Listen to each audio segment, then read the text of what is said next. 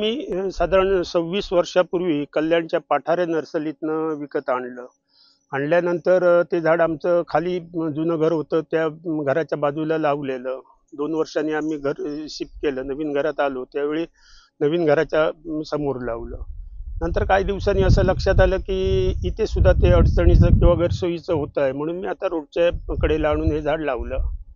हे झाड लावल्यानंतर त्याची देखभाल व्यवस्थित त्याला टी गार्ड वगैरे लावला, कारण गुरांपासून संरक्षण होण्यासाठी. झाडाची देखभाल व्यवस्थित पाणी देणं, खत पाणी देणं, हे सगळ्या गोष्टी नियमित केल्या. त्यानंतर आता हे झाड व्यवस्थित मोठ्या प्रमाणात फोफावलेलं आहे.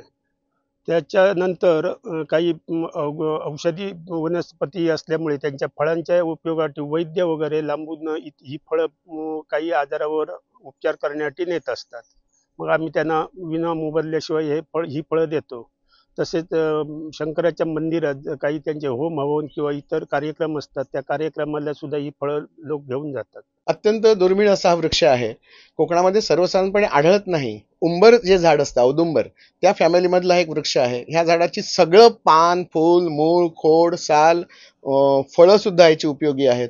जसं उंबराचं फळ दुर्मिळ असतं, तसं दुर्मिळ नसतं. दत्ताचं मंदिर असतं, तिथे ही सगळी फळं असतात. पण ते फळ खाताना नीट उघडून किडे असतील तर ते काढून टाकून खावं.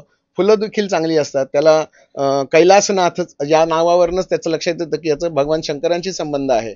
भगवान शंकर हे जसे रुद्र आहेत तसे ते शांतिप्रिय देखील आहेत. ध्यानाला बसण्यासाठी सारखं आहेत.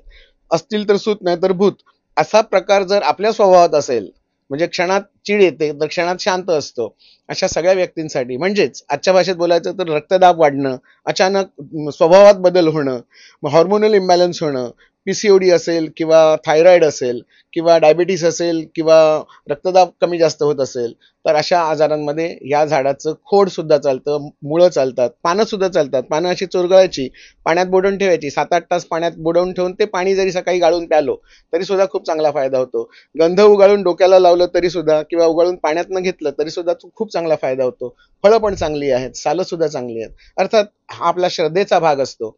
आपण ज्या श्रद्धेने घेऊ तो आजार कमी करण्यासाठी संकल्पासहित जर आपण औषध घेतलं तर या औषधाचा फायदा नक्की असतो.